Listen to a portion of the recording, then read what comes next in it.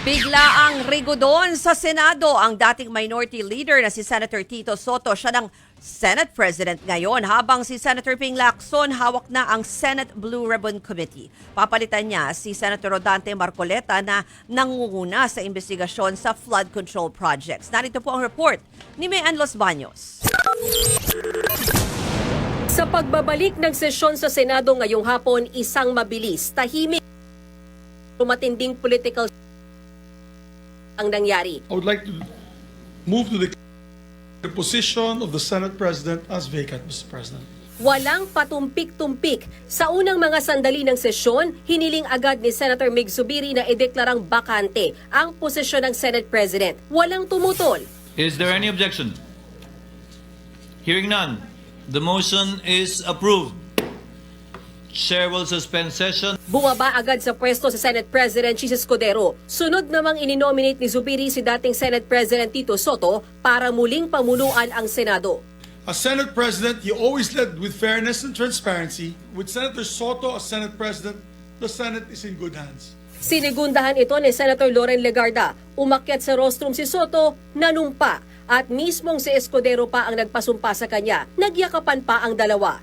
I, Senator C. Soto III, having been elected to the position of Senate President, that I will well and faithfully discharge, to the best of my ability, the duties of my present position, so help me God. Congratulations, Citizen. Thank you, sir.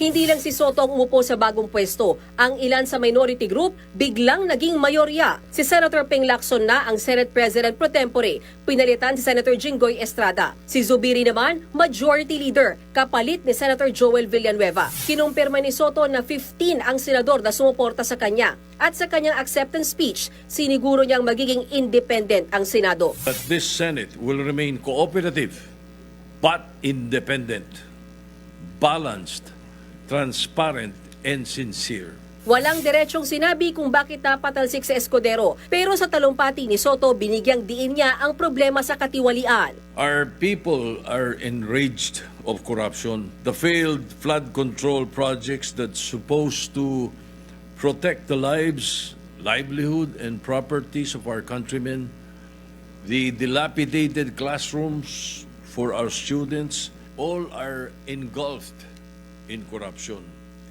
hindering the progress of the nation as a whole.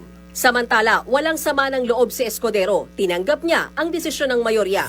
I serve at the pleasure, Mr. President, of the majority and understand and respect the decision of the majority of my colleagues. I hold no grudges. I hold no ill feelings. I congratulate Senator Vicente Tito Soto III on his election as Senate President. At kahit nawala sa liderato, ipinagmalaki pa rin ni Escudero ang mga inusisa ng Senate Blue Ribbon Committee sa kanyang pamumuno. Sa ilalim po ng aking panunungkulan at sa pangunguna ni Congressman Rodante Marcoleta, may ilang bagay po tayong nakamit at nagawa.